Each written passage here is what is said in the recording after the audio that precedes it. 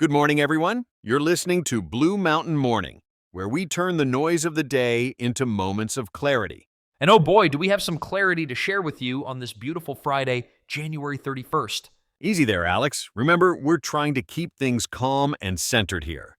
Right. But you know me, Mark. I just get so pumped about helping our listeners find those little moments of peace in their daily chaos. That's exactly why we're here, to help you start your day with perspective, insight, and yes, even a little bit of Alex's infectious energy. Let's dive into today's headlines, starting with some update on the fatal mid-air plane and helicopter crash on Wednesday night. Authorities are continuing to investigate the collision in which the aircraft fell into the Potomac River near Washington, D.C.'s Reagan National Airport. Now, Defense Secretary Pete Hegseth has said the Black Hawk was being used for training at the time, while the National Transportation Safety Board is investigating the incident and has not stated a cause. Oh man, have they retrieved the black boxes yet? Yes, yesterday the National Transportation Safety Board said it retrieved both the black boxes from the American Airlines plane. Black boxes record conversations and other sounds happening in the cockpit, as well as relevant data about the aircraft and flight.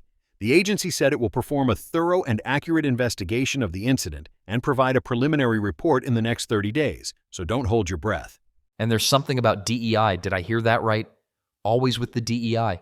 Yes. In the immediate aftermath of the crash, President Trump said he had been briefed on the incident and offered his condolences. The next day, he hypothesized in remarks to the press without offering evidence that faulty night vision goggles or diversity, equity, and inclusion policies could have played a part in the collision. A reporter asked how a conclusion about the relevance of DEI could be reached so early on in the investigation, to which the president said, "Because I have common sense, okay? And unfortunately, a lot of people don't. We want brilliant people doing this." In other news, we're seeing some interesting developments in the labor movement. Workers at a Philadelphia Whole Foods store have just voted to unionize. First time ever for Whole Foods. Indeed, workers at a Pennsylvania Whole Foods store voted on Monday to unionize, forming the first union in the organic grocery chain owned by Amazon. You know, Alex, there's a fascinating shift happening in the American workplace that we need to talk about. This exodus of experienced professionals from traditional careers. Oh my God, yes. Like my neighbor Janet. She was this big shot marketing exec for 15 years, and now she's running her own pottery studio from her garage. Can you believe it? That's exactly the kind of story we're seeing more and more. We're talking about people in their 40s and 50s with established careers who are just walking away.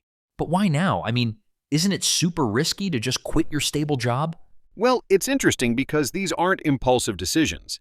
Many of these professionals have been silently questioning their careers for years. They're burnt out from the endless meetings, the office politics, the feeling that something's missing. Like being stuck in a really fancy prison with great benefits. That's one way to put it. But what's really significant is how this reflects a deeper dissatisfaction with traditional work structures. These aren't just individual choices. They're part of a broader trend. Wait, are we talking about like a midlife crisis thing, or is this something bigger? It's definitely bigger. The pandemic showed people they could work differently, but this goes beyond remote work. These professionals are completely reinventing their relationships with work. I heard some are living in like mountain towns and running online businesses, living the dream. Exactly. And what's particularly interesting is how technology is enabling this. People are leveraging their expertise to start consultancies, create online courses, or build digital businesses. But isn't this kind of terrifying for companies? Like they're losing all their experienced people. That's the ripple effect we're seeing. Companies are being forced to rethink everything, from work flexibility to purpose-driven missions. They're realizing that salary and benefits aren't enough anymore. So it's like people are choosing freedom over security? In many cases, yes, but we're redefining what security means. For many, true security now means having control over their time, work, and life choices. It's like a whole revolution, but like a quiet one with lots of spreadsheets and side hustles. A spreadsheet revolution. I like that. But you're right. This isn't just about career changes. It's about Americans fundamentally rethinking what success looks like in the 21st century. You know, for anyone listening who's feeling that pull toward change but isn't quite sure what to do next, I've got some really practical advice. Oh, thank God, because I've got like 17 friends who need this right now. First, start with a simple daily check-in. Just take 5 minutes each morning to ask yourself, what energizes me about my work and what drains me? I did that once and ended up writing a 3-page manifesto about my hatred for Excel spreadsheets. Well, that's actually perfect, because understanding what you don't want is just as valuable as knowing what you do want. The key is to start taking small, experimental steps. Like Janet with her pottery side gig. Exactly. Try something new on weekends. Take an online course or or connect with people who've made similar transitions. You don't have to burn everything down to build something new. It's like building a bridge while you're still standing on solid ground. And remember, it's okay to feel uncertain. Change doesn't have to happen overnight. Take time to build your safety net, both financial and emotional. So like baby steps toward big dreams? That's it exactly. And don't forget to celebrate those small victories along the way. You know, I was watching leaves drift down from the trees this morning, and it reminded me of something profound about change. Oh, were they doing synchronized swimming or something? No, but each leaf was finding its own unique path down. Some spiraled, some floated directly, some got caught in currents of air, but they all eventually found their way. Just like we do, huh? Exactly. Nature never rushes these transitions. Each season flows into the next with perfect timing, even when it feels like nothing's happening. Like how a butterfly doesn't know it's becoming a butterfly until it is one. And just like that butterfly in its cocoon, sometimes the quietest moments of transformation are the most powerful.